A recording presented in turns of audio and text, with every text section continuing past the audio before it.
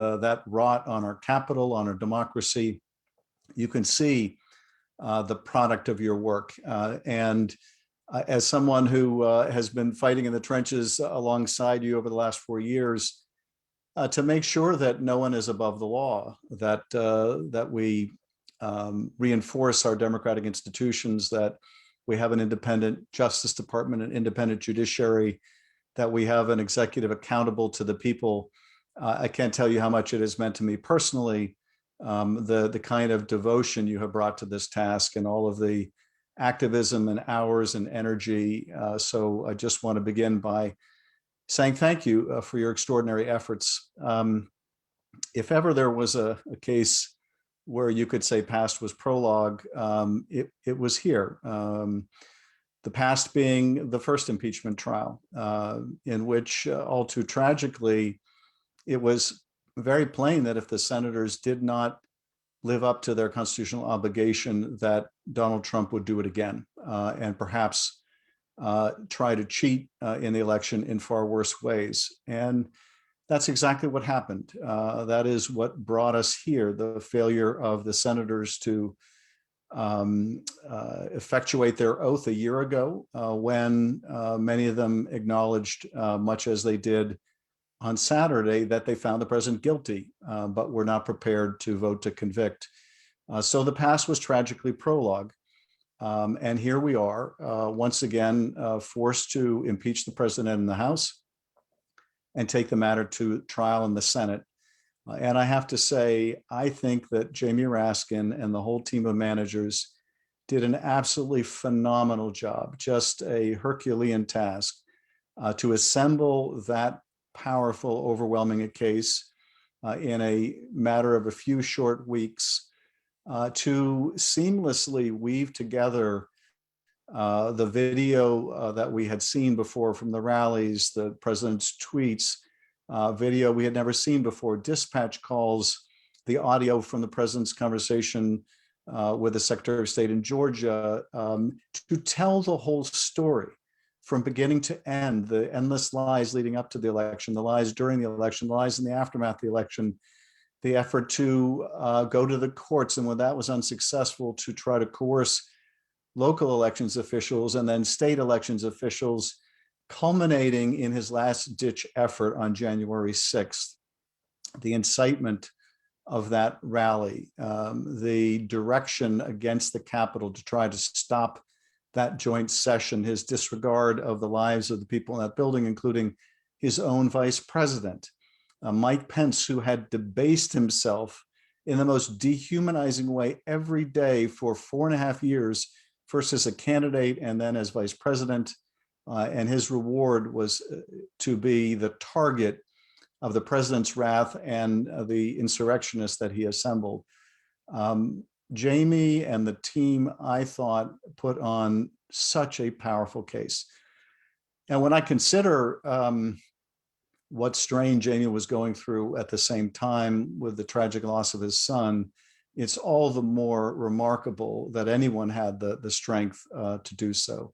But what a masterful job that he and the other managers did. When he stepped, foot on the floor of the Senate, there was no one on that body who knew the Constitution better than Jamie Raskin. And the other managers also distinguished themselves in extraordinary fashion. I, obviously know them quite well, but for many, it was their first meeting with Joe Neguse and Stacey Plaskett and others. And I'm so glad that the country got to see the breadth of the talent in the Democratic caucus. I just couldn't be more proud of the work that they did. I did an interview with the Washington Post yesterday about these incredible managers and the team. And they asked me, is impeachment dead, basically? When you have a case of a president inciting a rebellion against a co-equal branch of government and they still vote to acquit, does it mean that the impeachment is essentially a flawed remedy? And I have to say, there's nothing wrong with the remedy of impeachment. There's probably no better way the framers could have drafted the process for removing a president. The problem is not in the draftsmanship. The problem is in the members not living up to their oaths. This is the problem. And it, of course, began well before this trial, and it began well before the last trial. Because at the end of the day, Donald Trump would not have been able to trample on the rule of law for 4 years without the willing accomplices in the Congress, without his enablers. He would not have been able to attack the Justice Department, its independence. He would not have been able to abuse the pardon power the way that he did. He would not have been able to stonewall Congress. I mean, if Republicans in Congress cared enough about their institution and not simply this cult around the president, they could have insisted that the administration comply with congressional subpoenas. They could have brought about repercussions for his violations of the Hatch Act and the Emoluments Clause. No, it was the complicity of these Republicans that allowed the president to do what he did and ultimately to get away with it. And so your work is part of a very important foundation in holding these senators accountable for, in the face of such monumental evidence, refusing to do their duty. And of course, what more graphic example could you have than Mitch McConnell? Mitch McConnell, who held up the beginning of the trial until Donald Trump was out of office, and then used the fact that he was out of office to say there was a bar on trying him. And of course, the constitutional claim that you can't try a former president is so frivolous in light of our history, the history in Britain before the Constitution was drafted, in which the highest profile impeachments were of former officials, the history of our own use of that clause, the text of the Constitution, as well as common sense. Someone who is going to try to perpetuate themselves in office is going to do that at the end of their term. And by giving a president who did that in the most bloody and graphic way a pass, they have endangered our country going forward. We can only hope and pray that this trial does not become the past that is prologue to the future. And so we have a lot of hard work ahead of us. Let me just make a couple quick points and then happy to respond to any questions.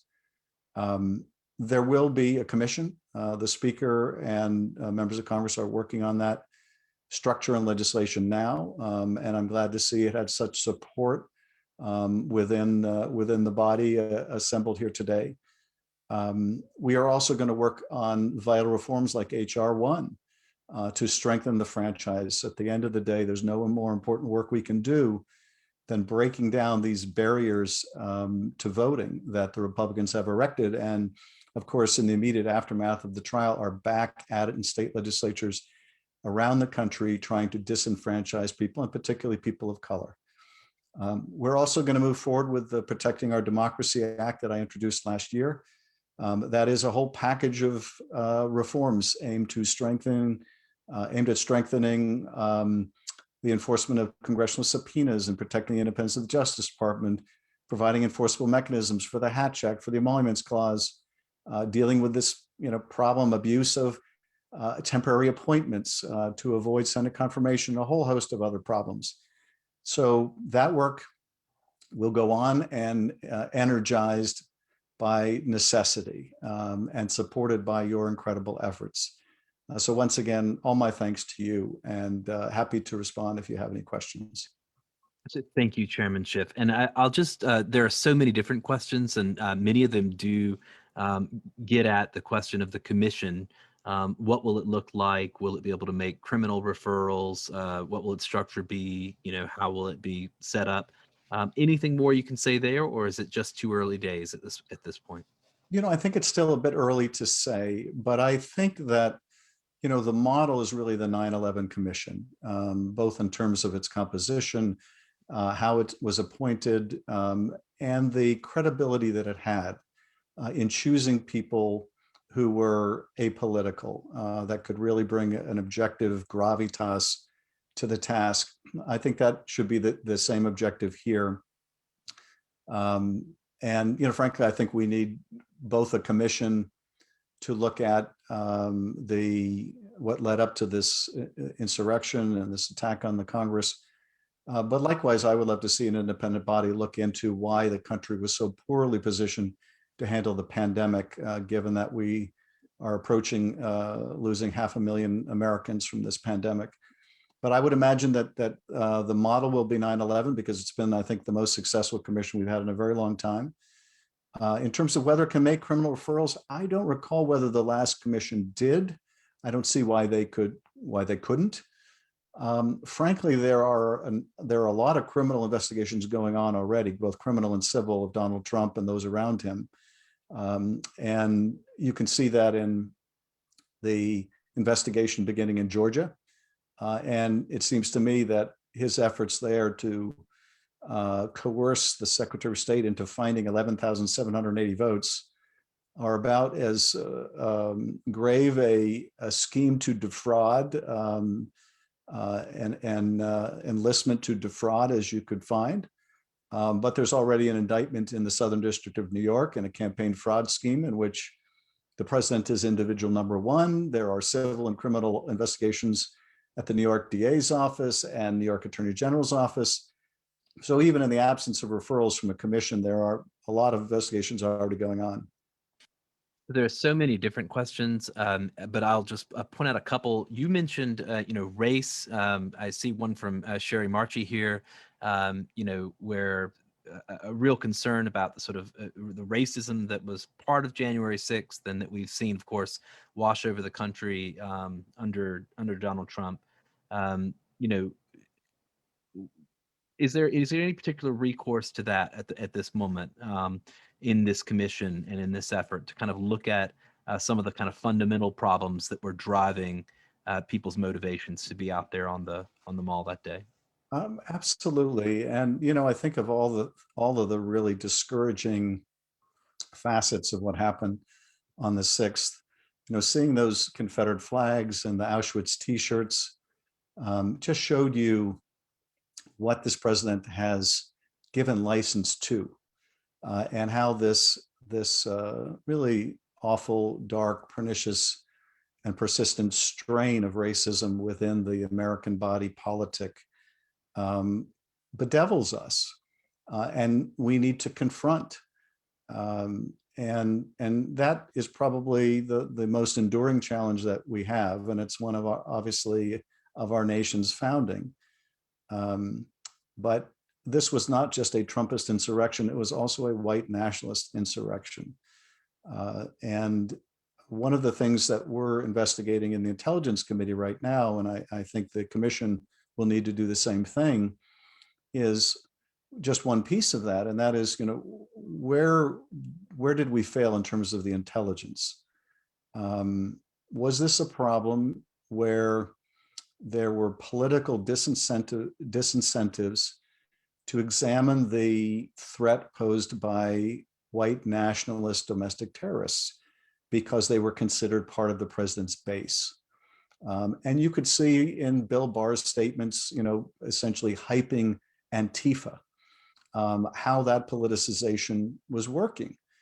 Did that leave us more vulnerable on January 6th?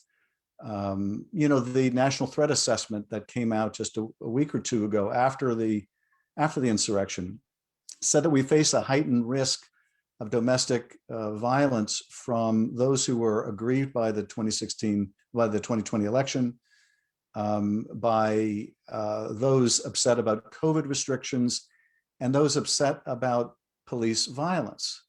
And when I read that, I thought those are three very disparate categories of concern. Are they lumping them together to really distract attention from the most significant threat, which comes from white nationalism? Because if they are, that is a continuing disservice. Unless you can diagnose the threat, you can't address the threat. So these are questions that we're going to try to answer in our committees, but that a commission should also try to answer. So I'll kind of put two last questions together. One, all of these issues that you've dealt with in these last 4 years, there's been an undercurrent of the role of disinformation, propaganda, the social platforms, and how information spreads, and the way that this epistemic crisis that we have in the United States. So kind of want to kind of cede that to you as something that maybe perhaps Congress may do something about.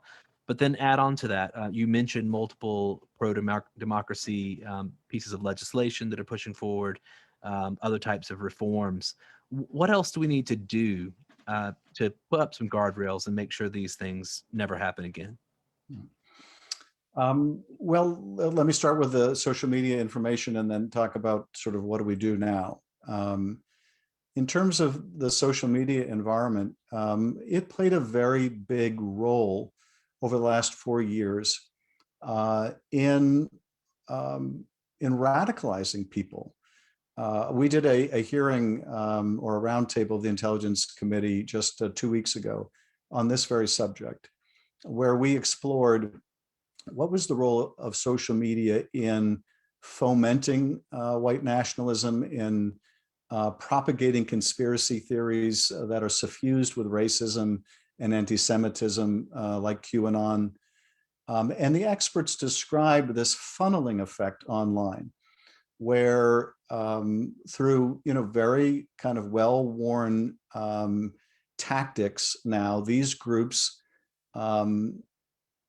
send out messages broadly, pull people down the funnel, and then in increasingly selective ways, isolate out those who are most prone to act violently in furtherance of these extreme conspiracy theories and racist ideologies.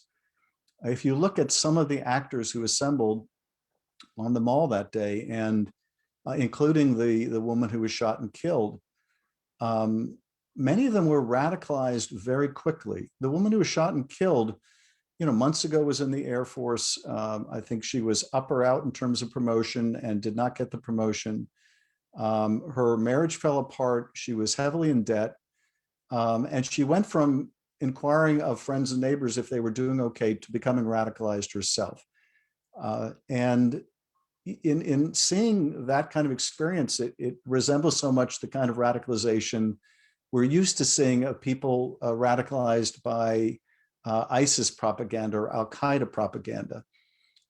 And so we do need to hold the social media companies accountable. We need to examine the immunity from liability that they have.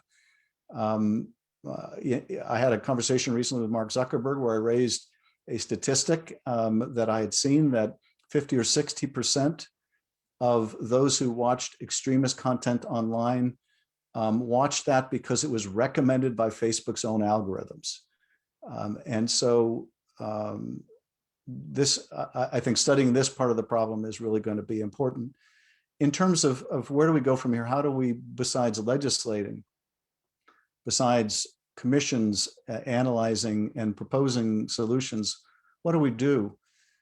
I think it all gets down to something I mentioned earlier, which is the best written laws, the most brilliant constitution can't protect us if the people we put in office and retain in office aren't willing to defend those institutions and live up to the aspirations of those documents, that beautiful Constitution. These senators knew exactly what happened. Mitch McConnell made that abundantly clear. The folks that I served with in the House, who were back on the House floor after that bloody insurrection and still pushing out the president's big lie, they know it's a big lie. Unlike, and you probably saw footage of those people who followed after their members of Congress, the insurrectionists who trailed them in the airports on the way home after that weekend. A lot of those people are true believers. They believe the big lie. The people we serve with in the House of Representatives, almost all of them know it's a big lie. And they were content and are content to continue pushing it. And they need to be held accountable. And you are doing more than anyone to do exactly that, to hold them accountable, to push out good information, to let voters all over the country know what damage Donald Trump has done, but what damage these members of the House and Senate have done by enabling him to tear our democracy apart. So let me end where I began, with a profound thank you for all you do, and really appreciate the chance to speak with you tonight. Chairman Schiff, we are so grateful to you, and everyone on this call thanks you very much for your service. Thank you. Have a great night. Thank you so much. And Akani, I think I'm going to turn it back over to you for our next guest. Thank you so much. I'm very pleased to introduce our next speaker, a fellow Milwaukee native and Badger UW-Madison graduate. Jennifer Epps-Addison is the president of the Center for Popular Democracy Network, which has partner organizations throughout the country. She leads the Center for Popular Democracy's racial justice campaigns and works closely with this network of local affiliates, including several who took action around impeachment. In her past, she's also been the chief program officer for the Liberty Hill Foundation. She worked on the Fight for 15 campaign for Wisconsin Jobs Now. She brings with her a commitment to supporting and growing Black-led organizations, strengthening investments in power building efforts in communities of color, and deepening organizing strategies that build power with the white working class by addressing racism head-on and building authentic alliances based on shared interests and shared values. Jen. Thank you so much for having me.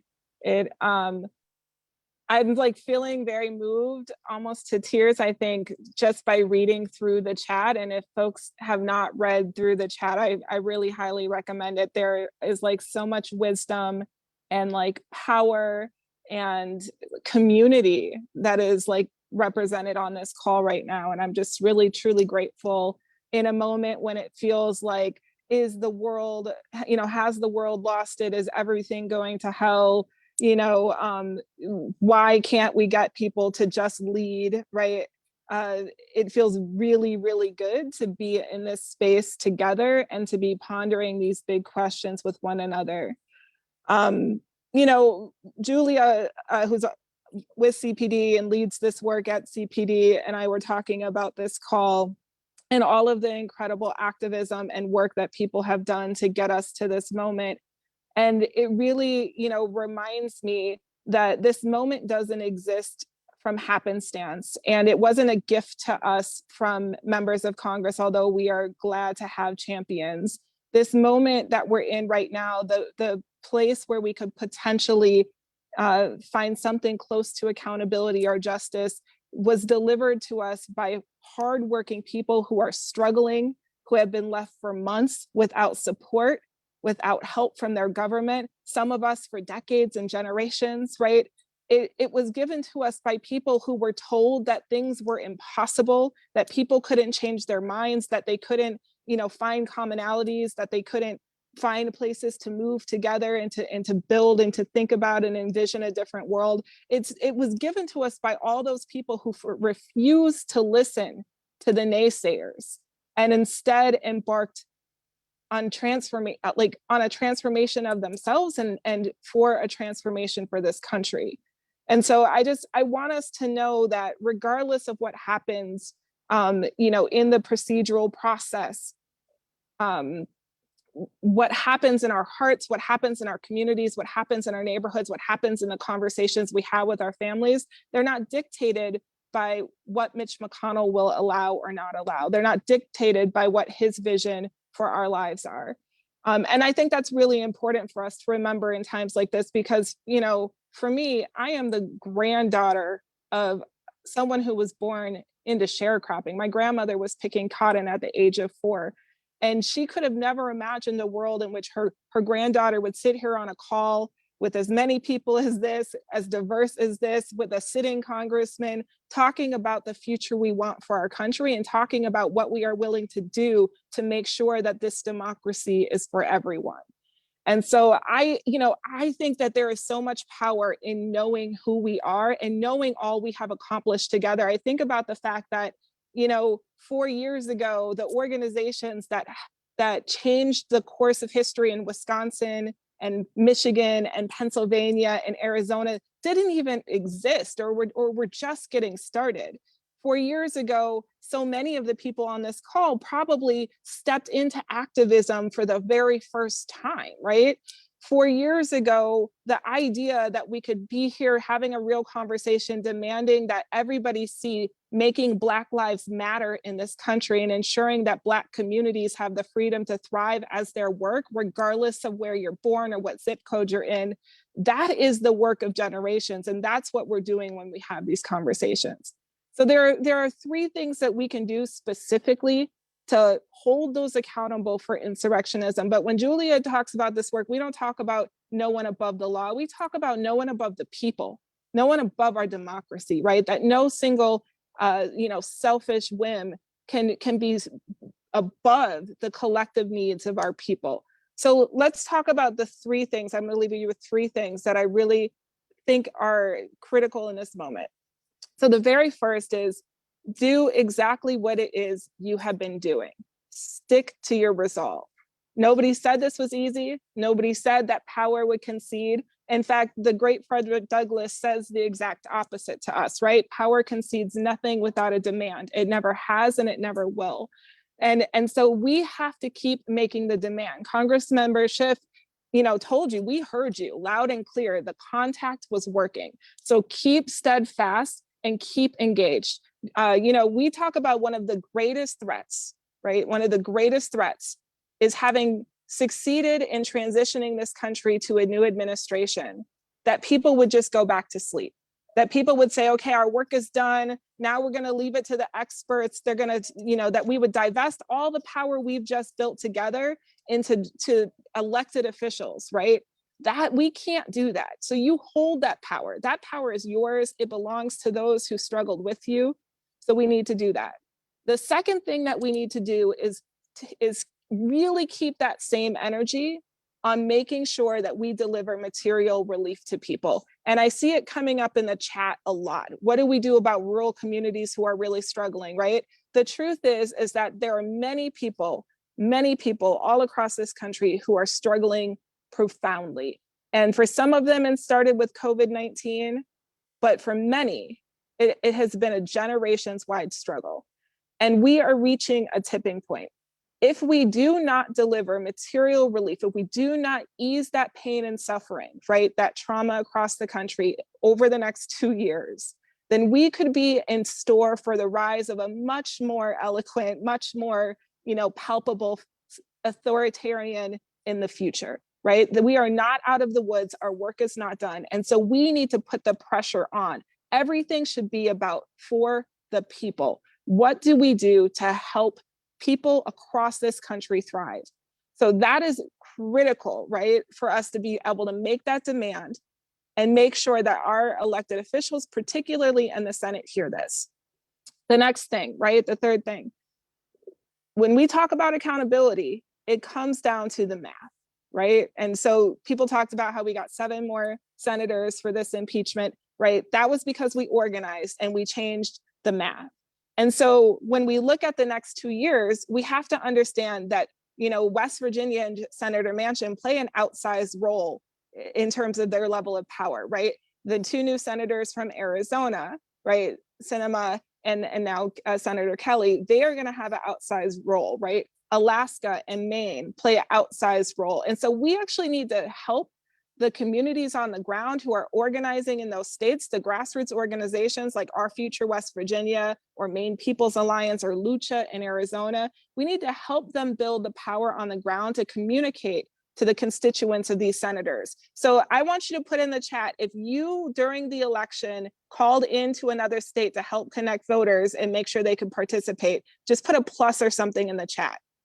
Because if you did that during the election, then we need you to do that with our grassroots organizations on the ground in these accountability states when we're trying to actually govern, right? Like if we needed that capacity during the election, then when we're actually trying to govern and win real shit for our people, we need that same type of energy, right? So I need you to connect to those grassroots organizations on the ground in those key states and offer your support, right? Offer an hour, 30 minutes to help connect folks, constituents to those powerful senators. And then the last thing I want to say is keep inviting people to this beautiful struggle. I am very grateful to have been invited here tonight. I can't wait to hear Celinda. I'm really grateful to Congressman Schiff. for even I got to learn some new stuff tonight. So we have to grow, right? Like, so each of us is not just an activist, but we have to be an organizer. It means when you come back to this call, the next space, right? You got to bring somebody along with you. You got to, tell them that how much better it feels when we can all make a plan together, right? So this is what I'm grateful for. Thank you for your time. Thank you for everything that you're doing. Thank you for everything that you will do. Together, I know that we will win. Thank you so much, Jen. You are always an inspiration. It's just incredible, the energy you bring and the organizing reminder that this is our power to take and organize together to build. I have one question for you. One of the most popular answers from this group for what people wanted to see next, in addition to accountability, is to see robust democracy reform passed to protect and expand our democracy, like the For the People Act. And that bills that could actually protect voting rights that are under attack in states like Georgia and Wisconsin. Do you want to speak to that? Yeah, thank you so much. I mean, it is absolutely fundamental. And what we saw, is for many years, Republicans were allowed to attack voting rights at the state level. And there was sort of like folks sleeping on it as though it weren't a coordinated national strategy. And so what we need is that same level of energy to be brought to helping to protect these states who have managed to expand their electorate, right? We had record-breaking turnout, and that's something that we want to keep breaking. We want to keep breaking those records, and it requires us to take the act of ensuring that everybody can overcome the barriers to participation seriously. And so, I think it's really important to pay attention to places like Florida and Georgia and Texas, Wisconsin and other places. Certainly redistricting is going to be key and critically important. And we still, so I think these are some areas where people can really stay focused. On the local level, the more we can do to dispel the myths about voting and elections, right, the better. So we have to keep encouraging, people that for the, like, our system, though it has clear flaws that we can improve, worked, right? Like, people cast their ballots. We knew what barriers were going to be erected. We helped a record number of people overcome those barriers, including voting during a pandemic. And we certainly can, begin to eradicate and through local policy, through state policy, and then hopefully at the federal level, right, through passing of HR 1. And I think somebody said in here, let's go with the John Lewis Voting Rights Act, right? So I think these are things to keep our eye on. But again, even with the barriers to the current system, folks have been able to make Herculean efforts to get over those barriers, and it will always fall on us, right? Like, because voting shouldn't be political, and yet our people are used like, footballs. And the reality is, like, it will always fall on us to make sure we protect, right, the ability for people to participate, to do that work, whether it's guarding votes, volunteering at poll watching, helping to register people, knocking those doors and canvassing, all of the things that sending the text messages, all of those things. Like, we will have to continue to do that even after we pass amazing legislation like the Voting Rights Act. Thank you so much, Jennifer. This is incredible. We're gonna keep moving on our agenda. We are a little bit over time. Apologies to folks. We are actually going to do a quick poll. The most important thing that we all ask of you on these calls is to tell us what action you are going to take. And so that's the poll that's going to come up here. And then we're going to be hearing from Soren Dayton on the Protecting Our Democracy Act, and then Celinda Lake. So we'll be as quick as we can. Soren Dayton is a policy advocate at Protect Democracy. He was most recently a senior vice president at Hill and Knowlton Strategies, and he's really brilliant on thinking about ways that we can make sure that we don't see the overreaches in power that we saw during the Trump presidency from the White House. So we're going to run this poll very quickly because we're out of time, but please vote very quickly and let us know what you're going to do to take action. I've been posting a couple action links in the chat. It is so important that you you don't just come to calls, but as Jen said, you keep fighting. So we will be following up with you based on what you let us know here, or the group that recruited you to this call will be doing so. All right. We're gonna wrap that poll real quick. Yeah, Thank you. I'm gonna press in now. We've already had about 400 people who've participated, and you can quickly see the results. Let me show those up real quick. And I'm really pleased that 82% of the folks responding want to support HR 1S1 for the People Act, which I think we're going to get onto now. All right, Soren, take it away. Thank you for having me. I'm here to talk about the Protecting Our Democracy Act, which Congressman Schiff discussed earlier. He actually introduced that along with a bunch of Democratic leaders back in September of last year. And, but it didn't get that much attention because it was tied up in the election was happening. So I want to talk about, one, what it's trying to accomplish, what problem is it solving? And then sort of what, where it's going from there. But, stepping back, Donald Trump abused the power of his office more than any president in our history. He undermined every constraint on him and put his own interests above the country's interests. He profited from the presidency. He demanded that another country interfere with our election. He obstructed and undermined Congress. He withheld resources to gain political advantage. He treated the Department of Justice like his own personal attorneys. He declared a fake national emergency. Each one of those is something that the Protecting Our Democracy Act tries to stop. And the problem is many of those things, they weren't illegal, right? They're things that are, we all thought our government wasn't supposed to do, but there weren't ways to stop it. And that's really what the Protecting Our Democracy Act is there to do. It's to make sure those things that they're, that used to be norms now would actually be illegal. And Jennifer said something really important, that there could be another person like Donald Trump, but just more eloquent, more talented, who could both be more politically effective and probably more dangerous in power. And so the second part of this is to stop that next president in case we have one, right? Because if a future president has the kind of power at their disposal that this one had, it could destroy our democracy for good. That could be the end. And Congress has done this before. After President Nixon, they passed a huge series of reforms. It's like all they did between 1974 and 1978. They just passed reform after reform after reform and all sorts of things. And so they really need to do this again. And the Protecting Our Democracy Act, along with HR 1, along with the John Lewis Voting Rights Act, would really start to lay the groundwork for a healthier democracy moving forward. But it's not the end of this process. Once this commission that Congressman Schiff described happens, we're going to learn even more. And this will probably mean there's even more things to do. But I just briefly want to talk through the points here, in terms of what it would do. And that there's, this is a big, long bill. So this is just very high level. It would prevent abuses of the pardon power, because that's a way, the president could stop people from testifying by, promising them pardons or having them think they're going to get a pardon.